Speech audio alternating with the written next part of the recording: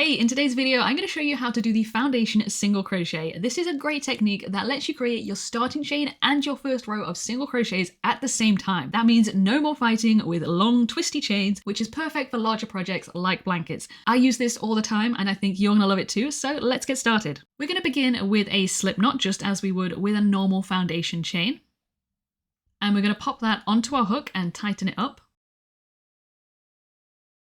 Then we're going to start with a chain 2. So yarn over and pull through twice, and then you should have 2 chains that look like this. We're going to insert our hook into the first chain, which is this one down here, and we're going to yarn over and pull through 1, yarn over and pull through 1 again, and then yarn over and pull through 2. And that is our first foundation single crochet done. To do our next one, we're going to insert our hook into this chain here. So it should look like this. And then we're going to yarn over and pull through 1. Yarn over and pull through 1 again. And then yarn over and pull through 2.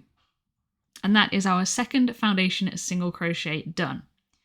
And you're just going to follow those steps until you have your desired number of foundation single crochets. So you're going to insert into this chain here, yarn over, pull through 1. Yarn over and pull through 1 again, and then yarn over and pull through 2 to finish your stitch.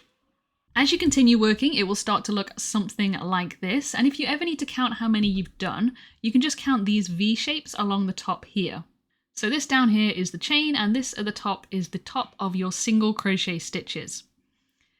And to move on to our next row, we can just chain 1 and turn, and then you're going to work into these V's here, treating them as just normal single crochets. And then you can just continue on with your project as you normally would, having skipped that annoying foundation chain step. I hope you found this tutorial helpful, and if you have any questions about this technique, pop them in the comments below. Thanks for watching, and I'll see you in the next one.